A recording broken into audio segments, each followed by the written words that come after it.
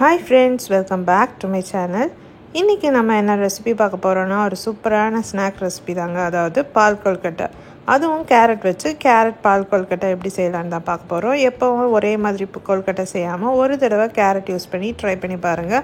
ரொம்ப டேஸ்டா இருக்கும். கண்டிப்பா உங்க வீட்ல எல்லாருக்கும் பிடிக்கும்.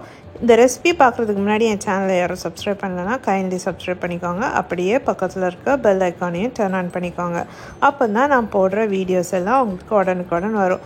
இப்போ வாங்க இந்த சூப்பரான கேரட் பால் கொல்கட்டை எப்படி செய்யலான்னு பார்க்கலாம். அதுக்கு நான் இன்றைக்கி 2 கேரட் எடுத்திருக்கேன்.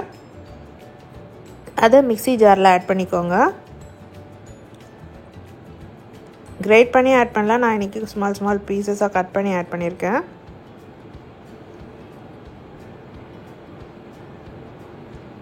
இப்போ இந்த கேரட் கூட ஒரு அரை கப் பால் சேர்த்துக்கோங்க.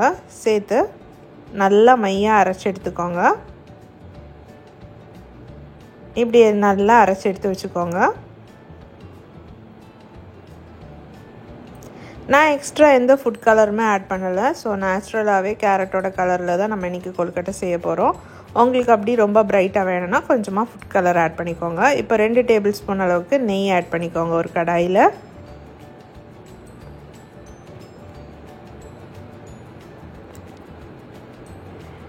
நெய் உருகினதும் நம்ம அரைச்சி வச்சுருக்க கேரட் பேஸ்ட் இதில் ஆட் பண்ணிக்கோங்க.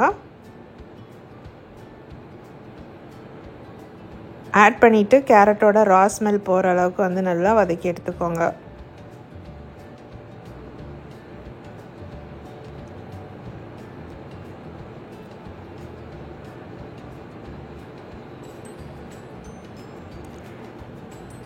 நல்லா சாட்டே பண்ணிக்கோங்க.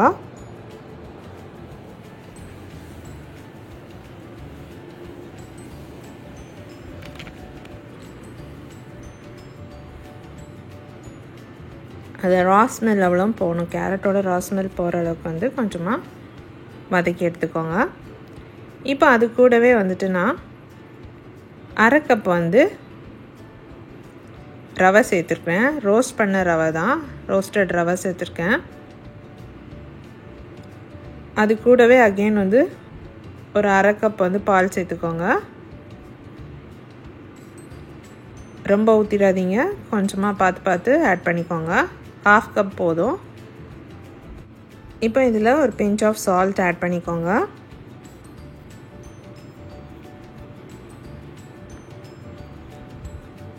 அது கூடவே 2 டேபிள் ஸ்பூன் சுகர் ஆட் பண்ணிக்கோங்க. ஆட் பண்ணிவிட்டு நல்லா மிக்ஸ் பண்ணி விட்டுருங்க. சுகர் ஆட் பண்ணதும் கொஞ்சம் லூசன் ஆகும். அதுக்கப்புறம் நல்லா நமக்கு சுருண்டு வரும்.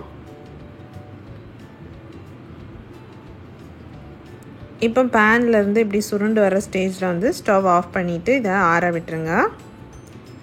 கொஞ்சம் நல்லா ஆற விட்டுருங்க.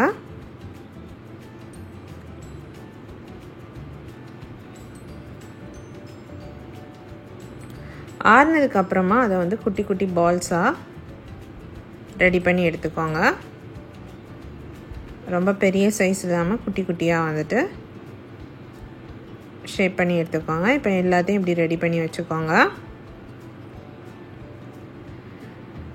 இப்போ இது எல்லாத்தையும் இட்லி குக்கரில் ஆவியில் வேக வச்சு எடுத்துக்கலாம். ஸ்டீமரில் கூட வேக வச்சு எடுத்துக்கலாம். இது எல்லாத்தையும் ப்ளேஸ் பண்ணிவிட்டு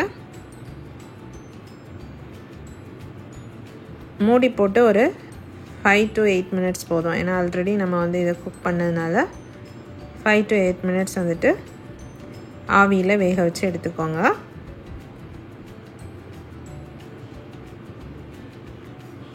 மூடி போட்டு ஆவியில் வேக வச்சு எடுத்துக்கோங்க.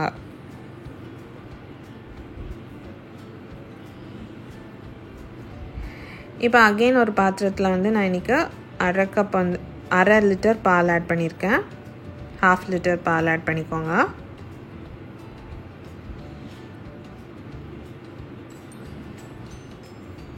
ஃபுல் ஃபேட் மில்க் எடுத்திங்கன்னா நல்லாயிருக்கும். ஸோ 1/2 லிட்டர் ஆட் பண்ணி அது கொஞ்சம் பாயில் ஆகட்டும். பாயில் ஆகிற ஸ்டேஜில் வந்துட்டு அது கூடவே வந்து அரை கப் வந்து சுகர் ஆட் பண்ணியிருக்கேன். அது கூடவே நான் வந்து மெல்ட் பண்ண சாக்லேட் ஆட் பண்ணேன். அதாவது கண்டென்ஸ் மில்க் பதிலாக நீங்கள் வந்து ஒயிட் சாக்லேட் இருந்துச்சுன்னா ஒயிட் காம்பவுண்ட் சாக்லேட் வந்து ஆட் பண்ணிக்கோங்க. இது வந்து கண்டென்ஸ் மில்க் இல்லைன்னா, சப்போஸ் உங்களுக்கு ஸ்வீட்டனிங் ஜாஸ்தியாக வேணும்னா இதை ஆட் பண்ணிக்கலாம். இது ஆப்ஷனல் தான். இல்லைன்னா கண்டென்ஸ் மில்க் இருந்துச்சுன்னா நீங்கள் கண்டென்ஸ் மில்க் ஆட் பண்ணிக்கலாம். சுகருக்கு பதிலாக கொஞ்சமாக கண்டென்ஸ் மில்க் ஆட் பண்ணிவிட்டு கொஞ்சம் சுகர் வந்து கம்மியாக ஆட் பண்ணிங்கன்னா ஓகே. உங்களுக்கு ஸ்வீட்டனிங் ஜாஸ்தியாக வேணும்னா நீங்கள் வந்து இப்படி ஆட் பண்ணிக்கலாம்.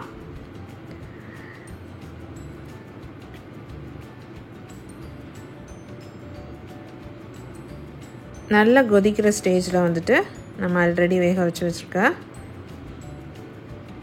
அந்த பால்ஸ் வந்துட்டு ஆட் பண்ணிக்கோங்க. கேரட் பால்ஸ் வந்துட்டு ஆட் பண்ணிக்கோங்க.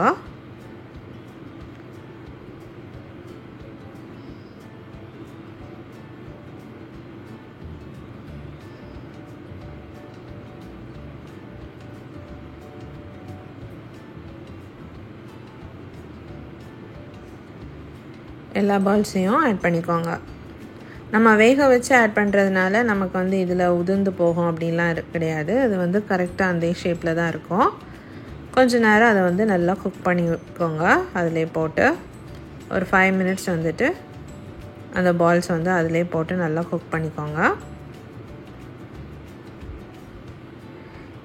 நம்ம வேக வச்சு போட்டதுனால நம்ம ஸ்டர் பண்ணுற டைம் கூட இந்த பால்ஸ் எதுவுமே உடையாது, அப்படியே தான் இருக்கும்.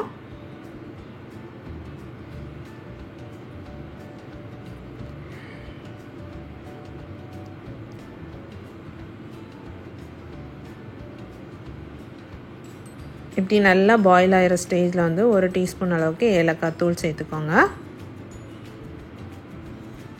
சேர்த்துட்டு நல்லா மிக்ஸ் பண்ணி விட்டுருங்க.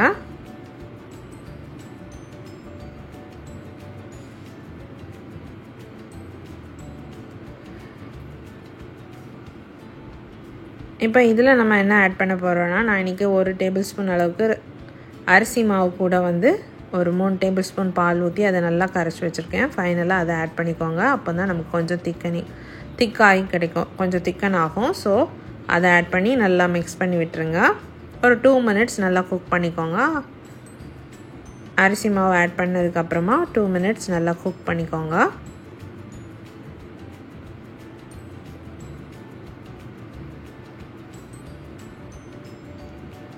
சூப்பரான நம்மளோட கேரட் பால் கொல்கட்டை ரெடி. ரொம்ப சிம்பிள் அண்ட் ஈஸியான ரெசிபி தான், ஆனால் டேஸ்ட் ரொம்ப நல்லாயிருக்கும். ஸோ கண்டிப்பாக நீங்களும் உங்கள் வீட்டில் ட்ரை பண்ணி பாருங்கள். இப்போ ஸ்கூல் லீவ்னால குட்டீஸுங்களுக்கு ஈவினிங் வந்து இதை கண்டிப்பாக நீங்கள் ஸ்நாக்காக செஞ்சு கொடுத்து பாருங்கள், விரும்பி சாப்பிடுவாங்க. என் வீடியோஸ் பிடிச்சிருந்துச்சுன்னா மறக்காமல் என் சேனலை சப்ஸ்கிரைப் பண்ணுங்கள், லைக் பண்ணுங்கள், ஷேர் பண்ணுங்கள். தேங்க்யூ.